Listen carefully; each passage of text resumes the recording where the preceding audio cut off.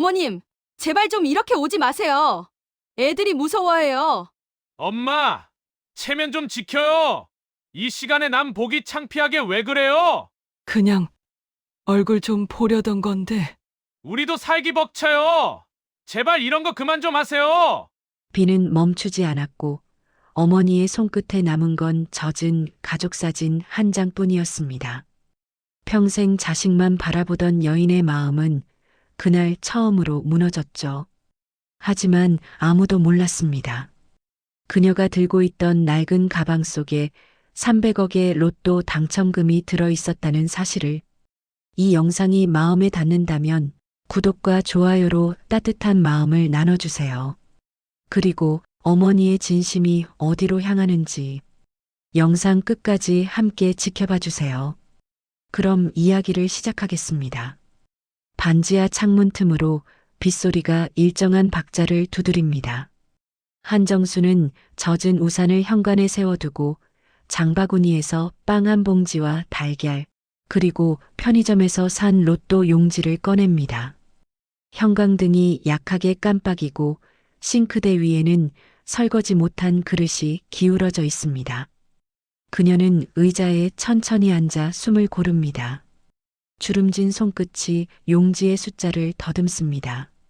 벽걸이 TV에서는 로또 추첨 재방송이 흐르고 진행자의 차분한 목소리가 숫자를 또박또박 불러줍니다. 이번 회차 보너스 번호는 화면 아래 자막이 느리게 움직입니다. 정순의 눈이 커지고 손등의 핏줄이 고개를 듭니다. 맞네요. 이게 정말 맞네요. 그녀의 입술이 떨립니다. 의자의 등받이가 삐걱 소리를 내고 그녀는 깊게 숨을 내쉽니다. 두 손으로 용지를 감싸 쥐었다가 다시 펴서 번호를 대조합니다. 숫자는 틀리지 않았습니다. 300억이라는 숫자는 그녀에게 아직 감이 오지 않는 커다란 그림자 같습니다. 그녀는 자리에서 일어나 방구석 캐비닛을 열고 낡은 성경책을 꺼냅니다. 표지가 닳아 글씨가 흐려졌지만 모서리는 정성스러운 손길의 흔적을 기억하고 있습니다. 정수는 로또 용지를 성경책 중간에 조심스럽게 끼워 넣습니다. 책장을 덮는 손길이 조용하지만 단단합니다. 작은 노트를 꺼내 펜으로 몇 글자를 남깁니다. 사람의 마음을 보겠습니다. 그녀는 문장을 한 번 더 읽고 펜촉을 떼며 고개를 끄덕입니다. 비가 조금 더 거세집니다. 싱크대 위 시계 초침이 빠르게 달립니다. 그녀는 찬장을 열어 가장 낡은 회색 외투를 꺼냅니다. 해진 소매와 뜯어진 안감이 세월을 말해줍니다. 주머니에서는 오래전 가족 사진이 구겨진 채 나옵니다. 젊은 날의 세 아들과 남편이 웃고 있습니다. 정수는 사진을 한동안 바라보다가 사진 뒷면의 흐릿한 글씨를 손톱으로 쓱 만집니다. 우리 가족, 언제나 함께. 그녀는 천천히 눈을 감습니다. 비냄새와 눅눅한 방 냄새가 섞여 코끝을 스칩니다. 이 돈으로 뭘 하면 좋을까요?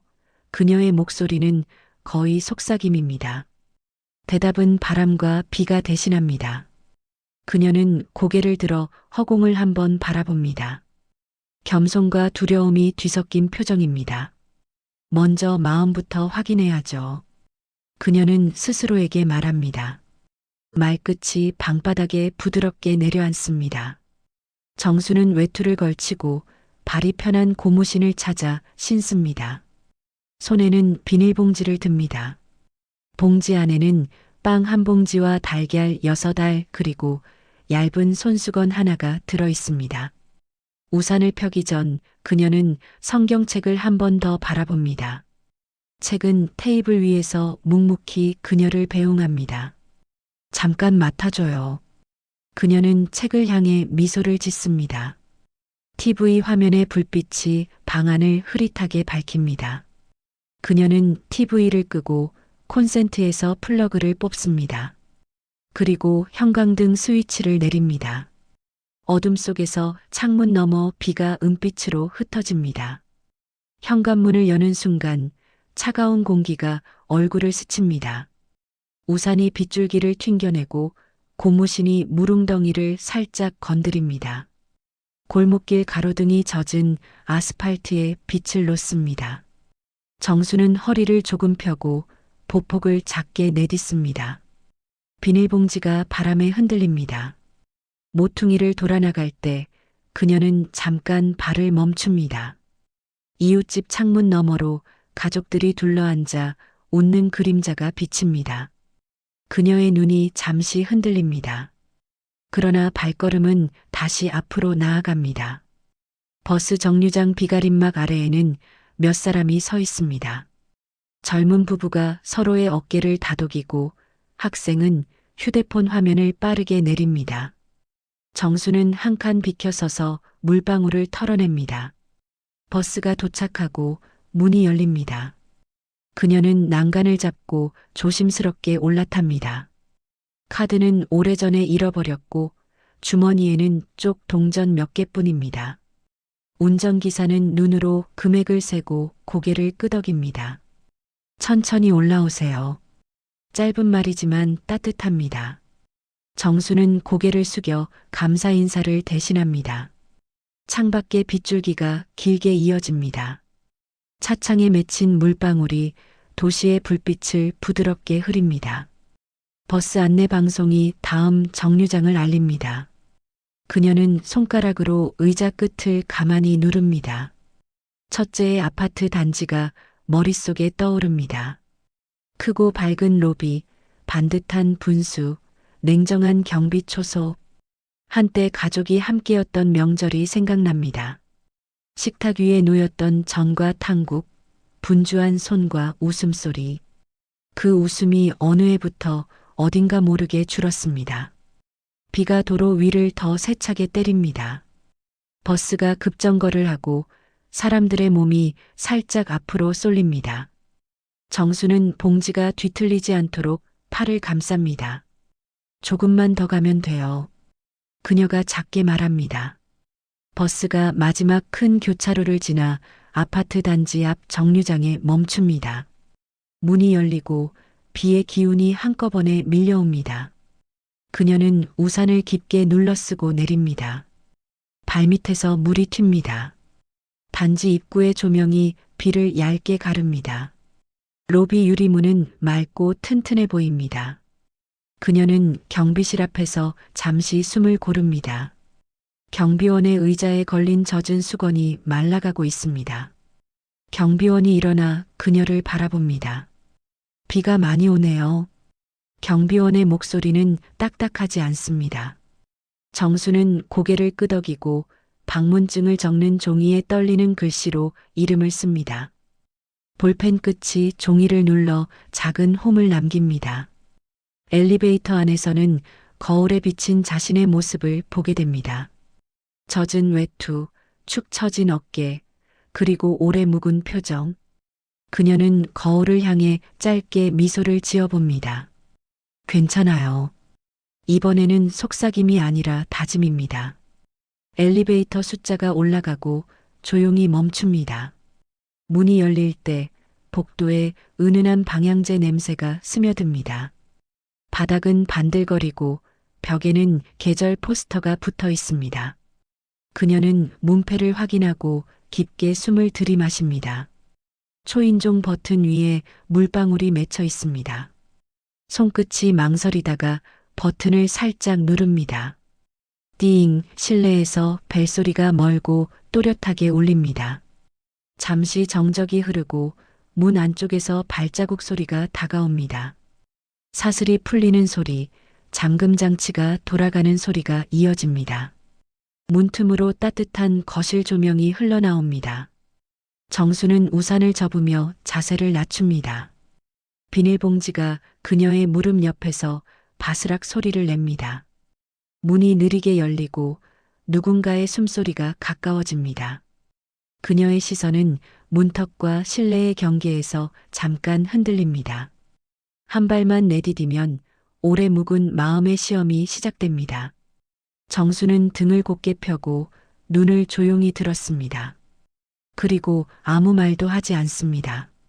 그 침묵이 오늘 밤 그녀가 준비한 첫 마디였습니다.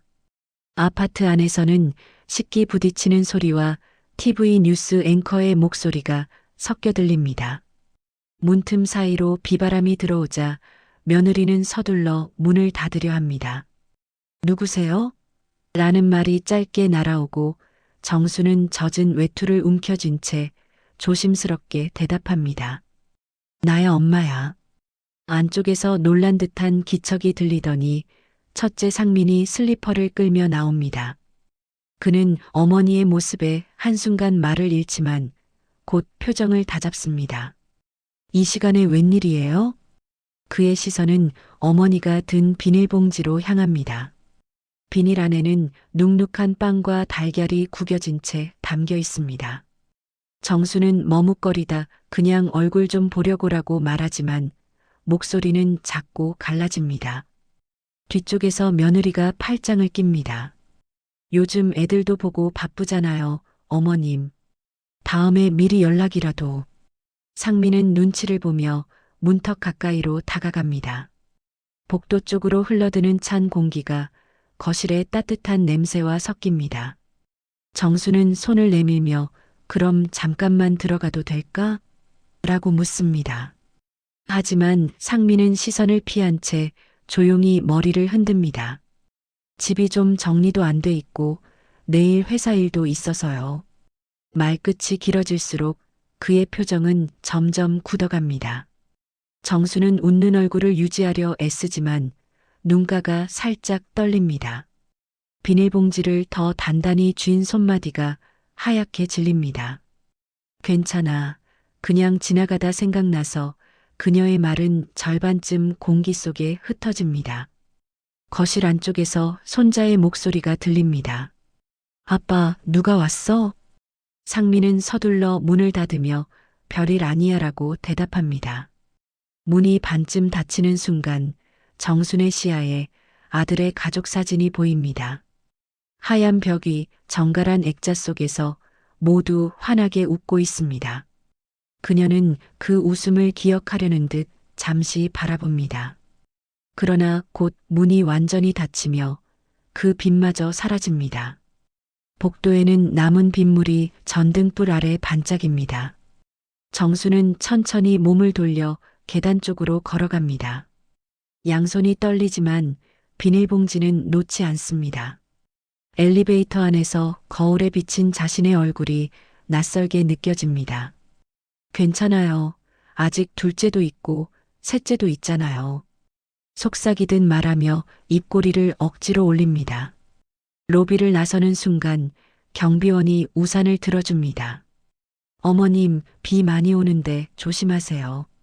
그 말에 정수는 살짝 놀라며 고개를 숙입니다. 고맙습니다.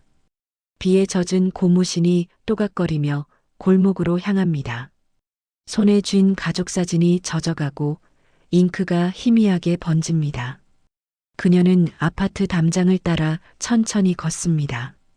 버스 정류장 불빛이 희미하게 보입니다. 비닐봉지를 꼭 쥔 채 벤치에 앉아 한숨을 내쉽니다. 비가 멎을 기미는 없습니다. 정수는 고개를 들어 어둠 속 창문들을 바라봅니다. 어디선가 가족들의 웃음소리가 들리는 듯합니다. 그녀는 조용히 중얼거립니다. 그래도 다행이네요. 행복해 보여서. 버스가 도착하자 그녀는 천천히 자리에서 일어섭니다. 움직임은 느리지만 발걸음은 확실합니다. 그녀는 버스 안으로 들어서며 젖은 봉지를 무릎 위에 올립니다. 창밖으로 빗방울이 유리 위를 미끄러지며 길게 이어집니다. 그 속에서 아들의 집 불빛이 멀어집니다. 정수는 두 손을 모으고 조용히 눈을 감습니다. 다음 목적지는 둘째의 집입니다. 그녀의 얼굴엔 아직 포기하지 않은 빛이 남아 있습니다. 다음 날 새벽 비는 그쳤지만 공기는 여전히 축축했습니다. 정수는 새벽 버스를 타고 오래된 주택가로 향합니다. 버스 창문에 비친 자신의 얼굴은 피곤했지만 눈빛만큼은 단단했습니다. 둘째 아들 상호의 집 앞에 다다르자 아이들 웃음소리가 대문 안에서 들렸습니다. 그 소리에 입가에 미소가 번졌지만 손끝이 가볍게 떨렸습니다.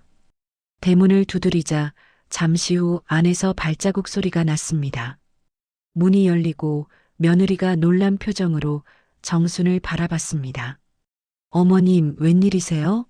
라는 말에는 반가움보다 당황이 담겨 있었습니다. 그 순간 상우가 안에서 나와 신문을 던지듯 내려놓습니다. 정순을 본 그의 표정이 굳고 눈길이 어딘가 불편하게 흔들렸습니다. 어머니, 연락도 없이 갑자기 오시면 요즘 바빠서요. 상우는 주변을 둘러보다가 현관 앞 신발 몇 켤레를 치웁니다. 정수는 손에 든 비닐봉지를 조심스레 내밉니다. 그냥 떡 좀 했길래 니들 애들 먹으라고. 그러나 며느리는 미안한 미소를 지으며 두 손을 뒤로 감춥니다. 괜찮아요, 어머님. 저희 요즘 밀가루 음식 안 해서요. 정수는 말없이 고개를 끄덕입니다. 잠시 고요가 흐르고 아이의 웃음소리가 다시 문틈을 비집고 나옵니다. 그 웃음소리에 정순의 눈이 졌습니다. 그럼 얼굴만 보고 갈게. 그녀는 조심스레 안으로 한 발을 내디디지만 상우가 팔을 가로막습니다. 오늘은 좀 곤란해요. 집이 어수선해서요. 그녀는 멈춰서서 아들의 눈을 바라봅니다. 그 시선 속에는 말하지 못한 수많은 감정이 얽혀 있었습니다. 상우는 시선을 피하며 지갑을 꺼냅니다. 택시비라도 드릴게요. 날도 추운데 빨리 들어가세요. 그가 내민 5,000원이 바람에 흔들립니다. 정수는 천천히 손을 내밀어 돈을 받습니다. 손끝이 닿는 순간 아들은 그 손을 서둘러 거둡니다. 정수는 미소를 지으려 했지만 입꼬리가 떨립니다. 그래, 그럼 조심하고. 그녀의 목소리는 바람에 실려 희미하게 사라집니다. 상우는 대문을 닫으며 안쪽으로 돌아섭니다. 그 순간 아이의 목소리가 들립니다. 아빠, 밖에 누가 왔어? 아무도 아니야, 들어가. 대문이 완전히 닫히고 거리에는 다시 정막이 깔립니다.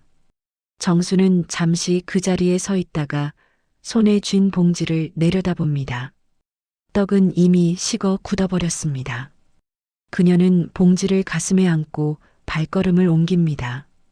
골목 끝으로 걸어가며 벽에 붙은 포스터 속 가정의 달 문구가 눈에 들어옵니다.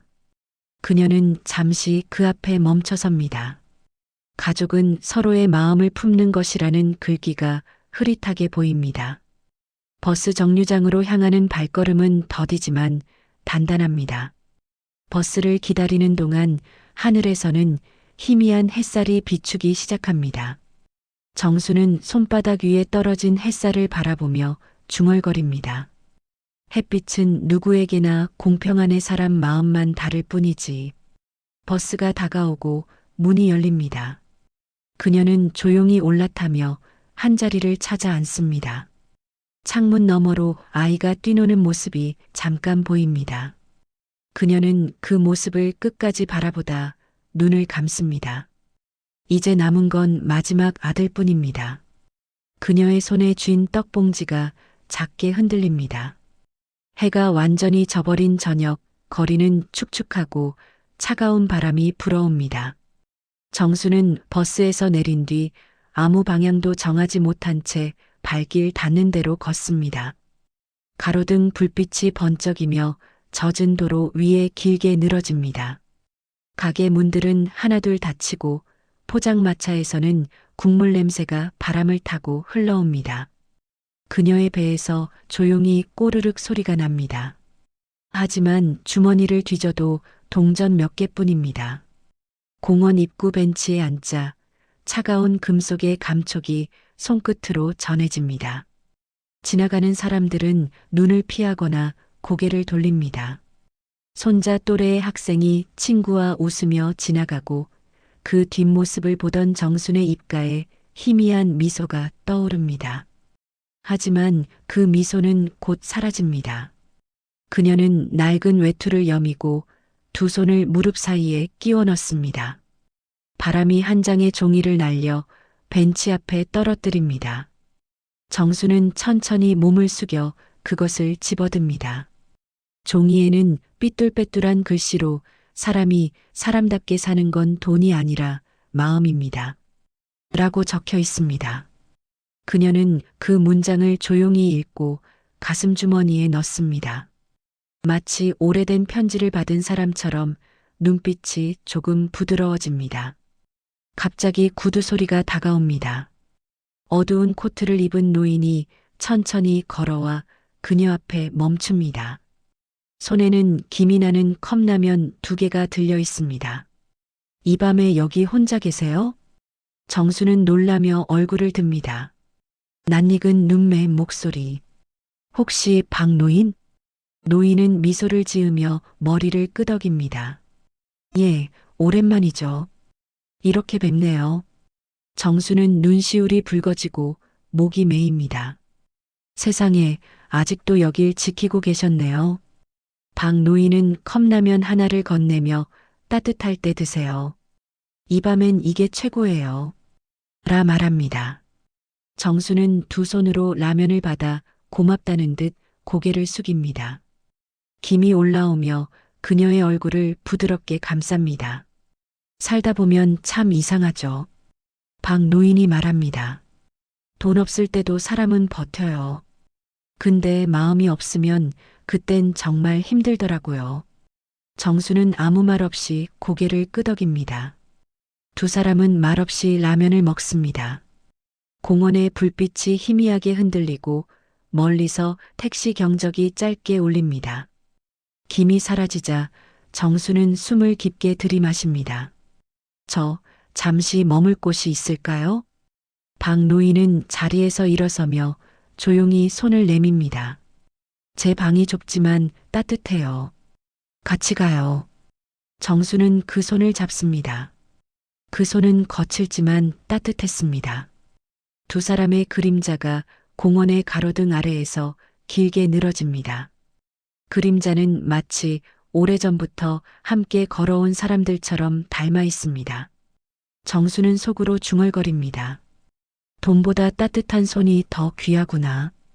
두 사람은 골목 끝에 낡은 건물로 향합니다. 박노인이 문을 열자 희미한 전등불 아래 낡은 탁자와 작은 전기난로가 보입니다. 정수는 그 빛에 잠시 눈을 깜빡입니다. 이리 앉으세요. 방은 작지만 마음은 넓어요. 그녀는 고개를 끄덕이며 자리에 앉습니다. 라면 냄새 대신 된장국 냄새가 코끝을 스칩니다. 바깥의 바람소리가 여전히 세지만 방 안은 고요하고 따뜻합니다.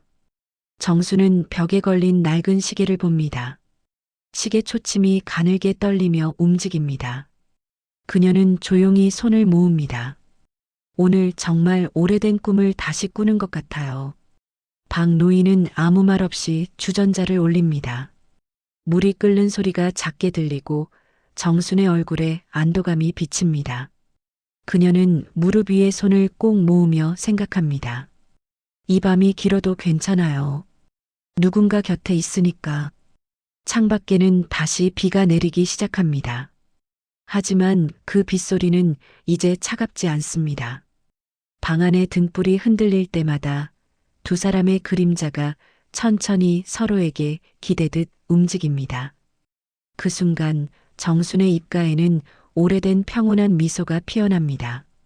박노인의 작은 단칸방은 오래된 나무 냄새와 된장국 향으로 가득했습니다.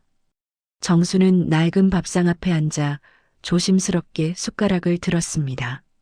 따뜻한 밥 한 술이 목을 타고 내려가자 한동안 잊고 있던 안도의 숨이 새어나옵니다. 박노인은 반찬 몇 가지를 꺼내며 이것밖에 없어요. 그래도 집밥이죠. 라고 웃습니다. 정수는 고개를 숙이며 세상에서 제일 귀한 밥이에요. 라고 답합니다. 식사를 마친 뒤 정수는 가방에서 낡은 성경책을 꺼냅니다. 책 사이에 끼워진 종이가 살짝 흘러나옵니다. 박노인은 그걸 힐끗 보았지만 아무 말도 하지 않습니다. 정수는 손끝으로 로또 용지를 다듬으며 천천히 입을 엽니다. 이 안에 제 인생이 달려 있네요. 근데 이걸 어쩌면 좋을까요? 그녀의 목소리엔 갈등보다 체념이 담겨 있습니다. 박노인은 잠시 생각하다가 하늘이 준 복이라면 하늘이 원하는 데 써야죠. 라고 말합니다. 정수는 미소를 지었지만 눈빛이 흔들립니다. 하늘이 원하는 곳, 그게 어디일까요? 박노인은 대답하지 않고 다만 따뜻한 차를 건넵니다. 그 손길에 정순의 마음이 조금 풀어집니다. 그날 밤 정수는 작은 탁자 앞에 앉아 노트를 펼칩니다. 펜을 들고 잠시 머뭇거리다가 글씨를 적기 시작합니다. 나는 이제야 알겠어요. 진심은 가진 돈보다 깊어요. 이 돈은 내가 받은 복이 아니라 나를 시험하는 거였어요. 글씨는 느리지만 단단하게 종이 위에 새겨집니다. 벽식의 초침이 조용히 움직이고 박노인은 이불을 덮으며 불 끄겠습니다. 라고 말합니다. 정수는 고개를 끄덕이며 펜을 내려놓습니다. 그녀는 유언장을 꺼내 마지막 문장을 씁니다. 전 재산 300억 원, 전액 사회에 기부합니다. 펜 끝이 종이를 떠나는 순간 방 안의 공기가 멈춘 듯 고요해집니다. 그녀는 성경책을 덮고 손바닥으로 표지를 천천히 쓸어봅니다. 이제야 마음이 편하네요.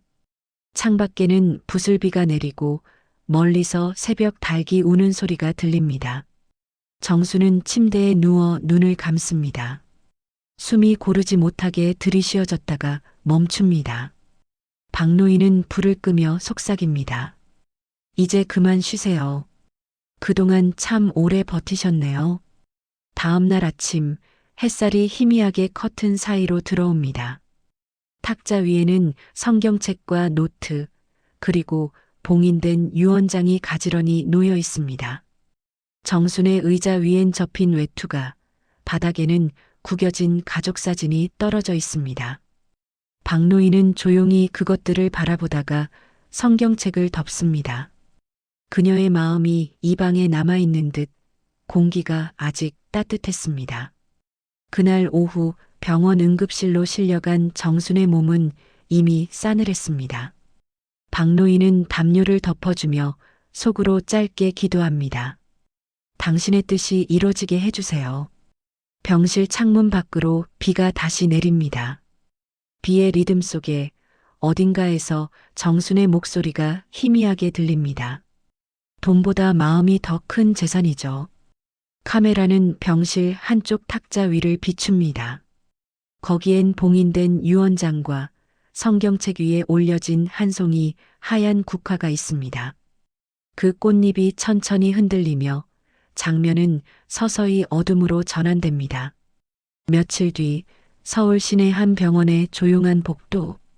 하얀 벽에는 누군가의 발소리조차 잔잔히 울립니다. 한정순의 이름이 적힌 병실 문 앞에 세 아들이 나란히 서 있습니다. 첫째 상민은 정장을 입었고 둘째 상호는 허둥지둥 셔츠 소매를 걷었습니다. 막내 상우는 말없이 손에 꽃 한 송이를 들고 있습니다. 병실 문이 열리자 그 안은 비어 있습니다. 침대 위에는 흰 시트만 반듯하게 정리되어 있고 탁자 위엔 봉투 하나가 놓여 있습니다. 한정순 유언장 붉은 도장이 찍혀 있습니다. 세 사람은 눈을 마주치며 숨을 고릅니다. 그리고 담당 변호사가 조심스레 말을 꺼냅니다. 고인께서 남기신 영상 유언을 재생하겠습니다. 노트북 화면이 켜지고 정순의 얼굴이 비춥니다. 그녀는 병원 가운을 입은 채로 조용히 웃고 있습니다. 얘들아, 놀랐지? 엄만 이제 갈 준비를 마쳤단다. 목소리가 떨리지만 단호합니다. 너희에게 줄 돈이 없다고 생각했지? 아니야. 엄마는 많은 걸 가지고 있었어. 사람의 마음을 시험해 볼 기회, 그리고 너희를 끝까지 사랑할 용기. 화면 속 정순이 잠시 숨을 고릅니다. 이 돈은 세상을 위해 쓸 거야. 고아원 아이들이 배고프지 않게, 노인들이 외롭지 않게. 그게 엄마가 원하던 행복이야.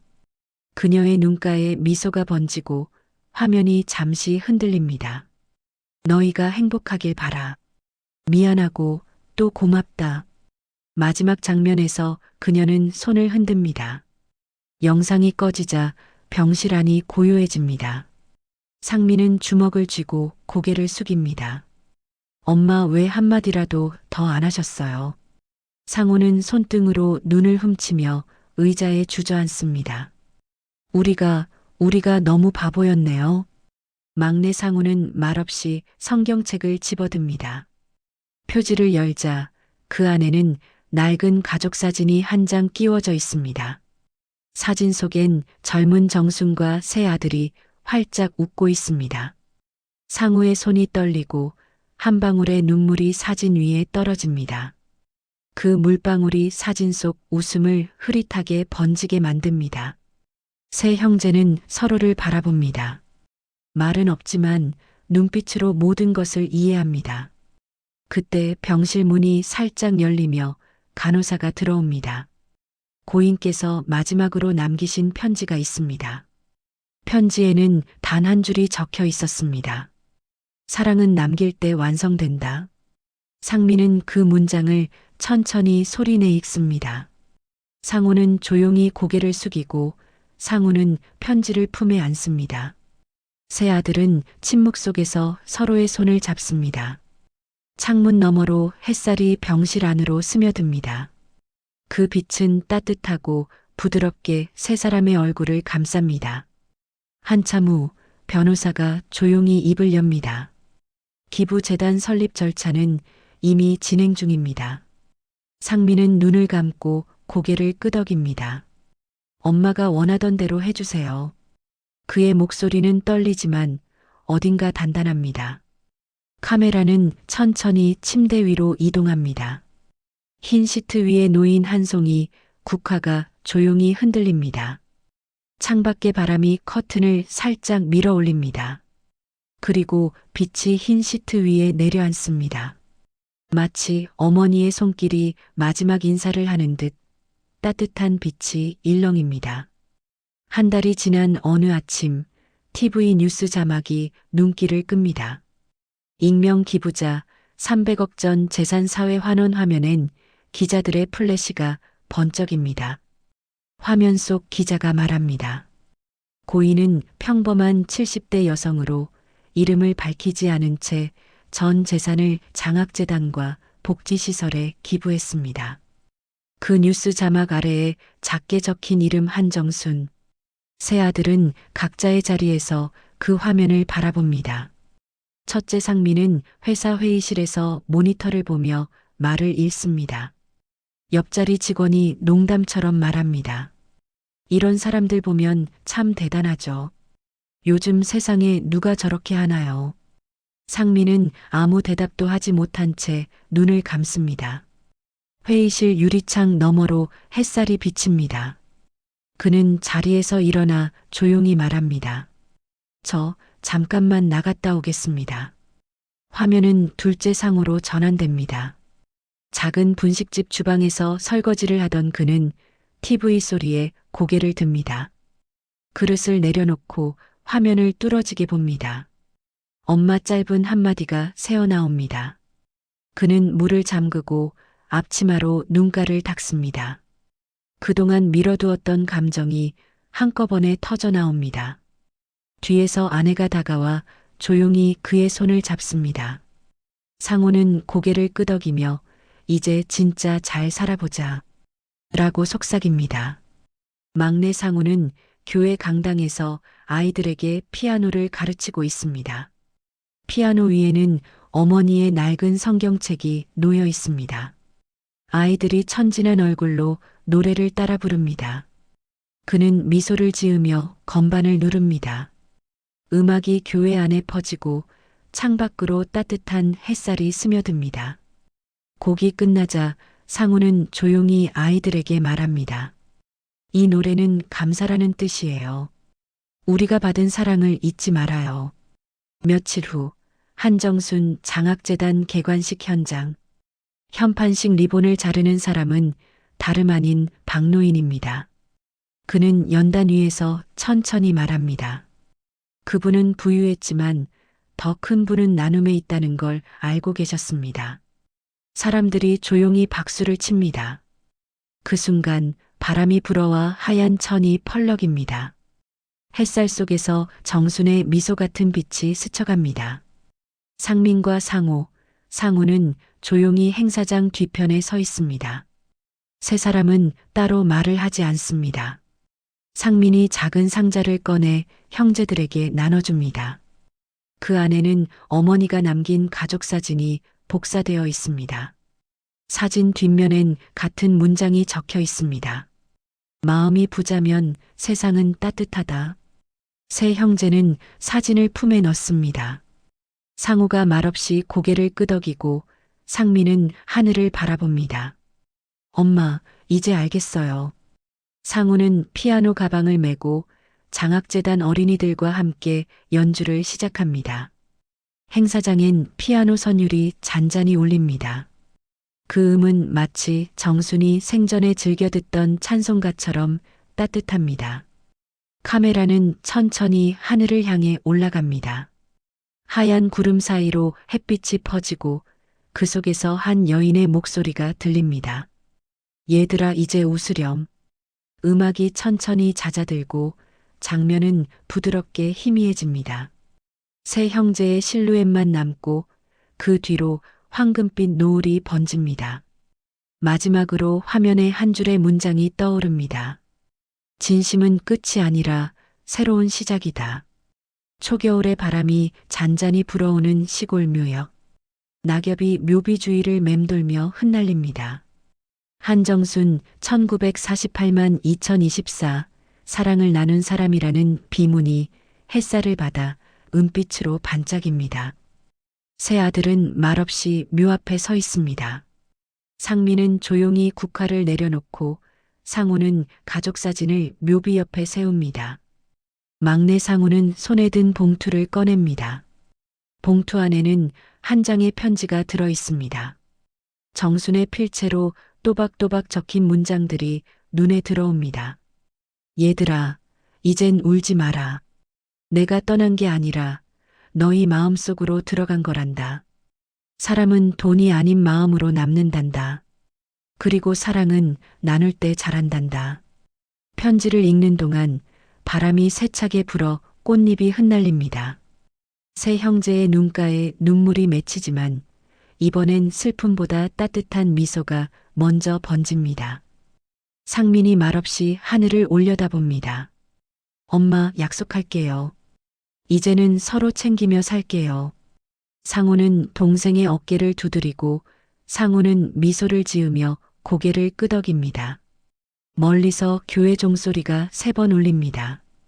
바람에 실려오는 그 소리가 어머니의 목소리처럼 들립니다. 그래, 내 새끼들. 사랑하며 살아라. 세 형제는 묘 앞에서 손을 맞잡습니다. 묘비 뒤편 언덕에는 아이들이 뛰노는 웃음소리가 희미하게 들립니다. 그 웃음은 정순이 남긴 세상의 또 다른 선물처럼 맑고 투명합니다. 카메라는 천천히 하늘로 시선을 올립니다. 맑은 하늘 사이로 흰 구름이 흘러가고 햇살이 묘비 위를 감싸며 부드럽게 퍼집니다. 그 빛 속에서 잠시 정순의 환한 얼굴이 스쳐 보입니다. 그녀의 눈빛은 여전히 따뜻하고 평화롭습니다. 장면은 흰빛으로 번지며 서서히 사라집니다. 잔잔한 피아노 선율이 흐르고 마지막 자막이 떠오릅니다. 사랑은 떠나도 마음은 남는다. 피아노 소리가 잦아들고 화면은 완전히 하얗게 물듭니다. 그 하얀 빛 속에서 한 줄기 햇살이 다시 스며들며 영화는 고요하게 끝납니다.